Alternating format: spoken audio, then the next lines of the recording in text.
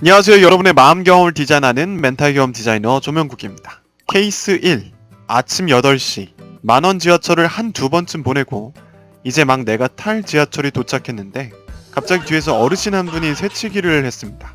당신에게 이런 일이 일어났다면 어떻게 평가할까요? 전 한 이 정도? 새치기를 당하면 짜증은 날 테지만 곧 잊어버릴 것 같습니다. 얼굴은 한번 보겠죠. 관상은 과학이다. 케이스 2. 친한 친구의 생일입니다. 그런데 무능한 팀장의 멍청한 지시로 퇴근이 늦어졌고 친구의 생일 파티에 2시간 정도 지각해버렸죠. 당신에게 이런 일이 일어난다면 어떻게 평가할까요? 저는 한 이 정도? 친한 친구에게 미안한 마음도 들고 사람만 좋은 팀장에게 화가 날 것 같습니다. 그래도 끔찍한 수준은 아니죠. 케이스 3. 이제 곧 사랑하는 애인과의 결혼을 앞두고 직장에서도 곧 승진이 될 거란 소리가 들려옵니다. 그런데 오늘 정기건강검진에서 암에 걸렸다는 사실을 알게 되었죠. 당신에게 이런 일이 일어났다면 어떻게 평가할까요? 저는 한 이 정도에 체크하겠습니다. 암에 걸린 걸 알았다면 하늘이 무너지는 기분일 거예요. 앞으로 어떻게 살아야 할지 막막하고 지금껏 준비해왔던 것들이 모두 무너지는 느낌이 들 것 같습니다. 그렇다면 자존감이 낮은 사람들은 같은 사건을 어떻게 평가할까요? 현재까지 2만 명이 넘게 응답한 낮은 자존감 체크리스트에서는 이런 항목이 있습니다. 13번. 누군가에게 폐를 끼치는 것은 끔찍하다. 그러나 남이 나에게 폐를 끼치는 건 보통 넘어간다.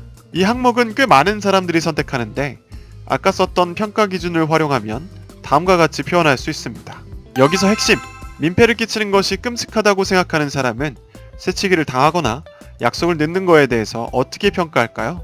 그것만 딱 떼어서 그다지 나쁘지 않다고 생각할까요? 또한 그런 사람이 암에 걸렸다는 사실을 알게 되면 아마도 저 척도를 벗어난 더 가혹한 평가를 내릴 겁니다. 이제 희망은 없다 라든가 삶은 끝났다고 말이죠. 그리고 그 어떤 것도 할 수 없게 될 겁니다. 이렇게 상향화된 부정적인 평가는 두 가지 문제를 일으킵니다. 첫 번째, 곧바로 부정적인 감정 발생.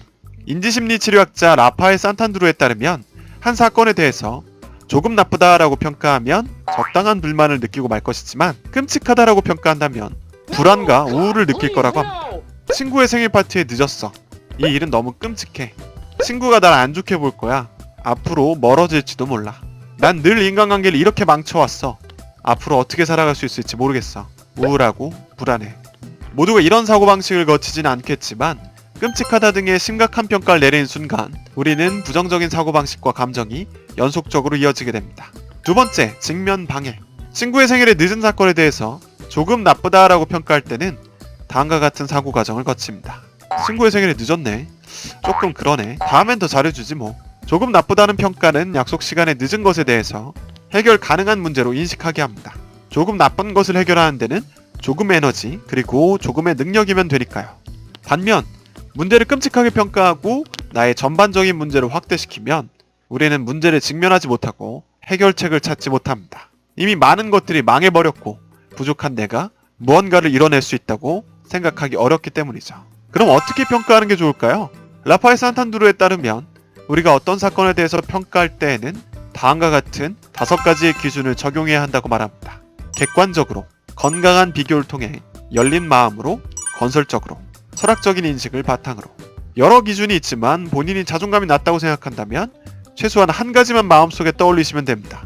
나에게 일어난 이 사건이 이렇게 평가하는 것이 적절한가? 라고요. 사실 우리에게 일어난 많은 일들 중에 정말 끔찍하다라고 평가할 일들은 별로 없습니다. 정말 말 그대로 그런 끔찍한 일들이 계속 일어났으면 여러분의 삶은 온전하지 못할 거니까요. 마지막 꿀팁, 사건에 대한 적절한 평가를 내리기 위한 저만의 팁을 알려드리죠. 내게 일어난 사건의 대상을 친구로 바꿔보자. 주체를 소중한 사람으로 바꾸면 그 사건에 대한 합리적인 평가를 내리기가 수월합니다.